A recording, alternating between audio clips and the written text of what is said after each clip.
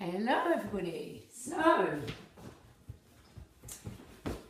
today I would like to share with you a little video on birth balls.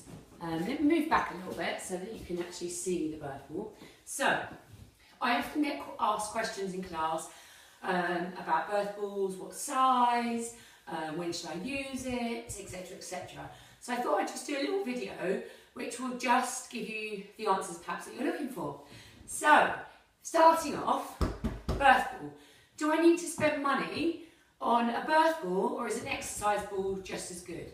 Now these days, most exercise balls are anti-burst. So as long as it's anti-burst, it will be absolutely fine to use. Often you find something that says birth ball will be triple the price. So as long as it is anti-burst, it's absolutely fine. So most birth balls come with a foot pump, which I find to be such a pain. Over the years, I kind of just got so bored of using foot pumps, so I actually have my own lovely electric pump, which I bought a couple of years ago, and I normally just bring it to class and I'll pump people's balls up. So if we're doing a birth ball class, don't worry, I've got my electric pump. So, now, size. So, basically,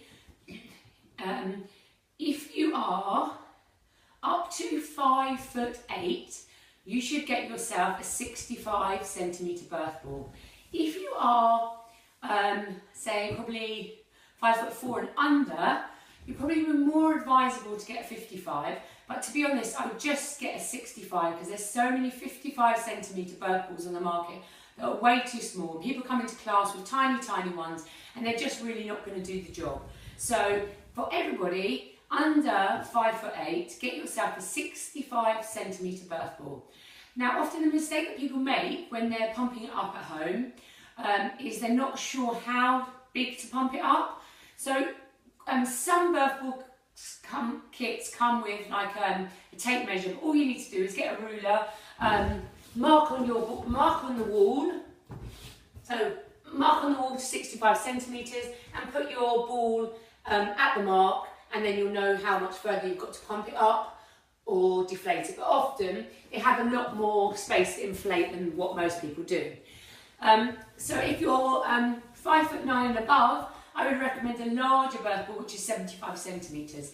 But just be aware, if you're intending to take your birth ball into hospital, if that's where you're planning to give birth, and you've got a small car, it can be often quite a struggle to get the 75 centimetre birth ball into the car.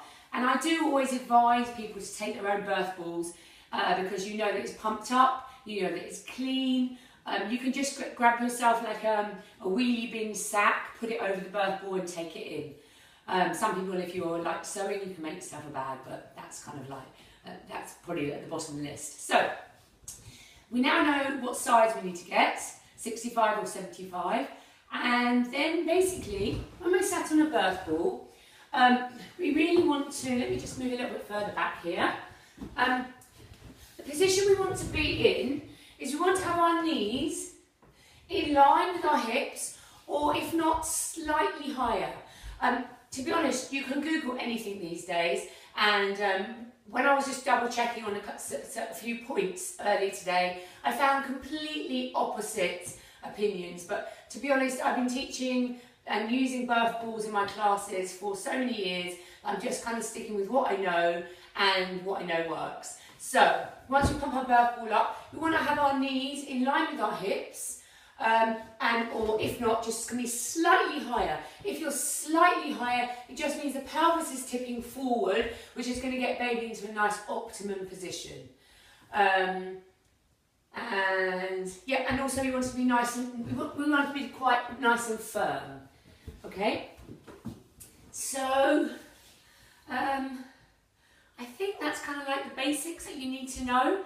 I will be sending out another video in terms of what you can do on your birth ball, and also attached to this video pack is going to be a list of all the reasons why a birth ball is really good. I mean, obviously, just looking at me now, I can take my legs nice and wide apart, so I can open my pelvis.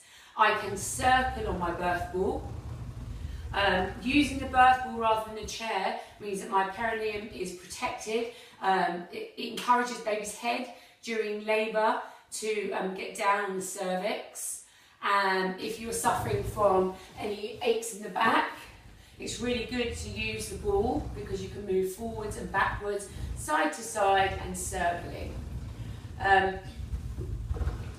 Also, with the birth ball, you can use a birth ball not just to sit on it, you can even get your partner to sit on it and you can kneel down on the floor, or you could put the ball on something high like a bed and you can stand and rock. In classes, we also use the birth ball against the wall, massaging the back, moving side to side. So there's so many things you can use with a birth ball. Amazingly, I have this incredible book on birth balls, and the birth ball was really only started to be used in labour in the 80s, so it hasn't been around that long.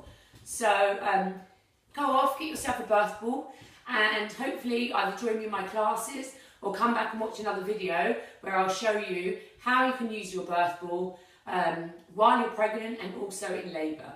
One last thing, top tip, is to have a chair maybe in your office or maybe at your home, which you can remove and replace it with a ball. Because if you notice, when you're sat on a ball, it's very difficult to slouch because your legs and your hips, everything is in line, so we're pushing down into our feet, and that helps us just to lengthen the spine. So great for posture, just kind of like as a starting point. So I hope you found that useful. If you've got any questions, you can just message me, email me, no problem. So I've been Karina from Yogasisters, and I hope you found this useful. Okay, thank you, bye.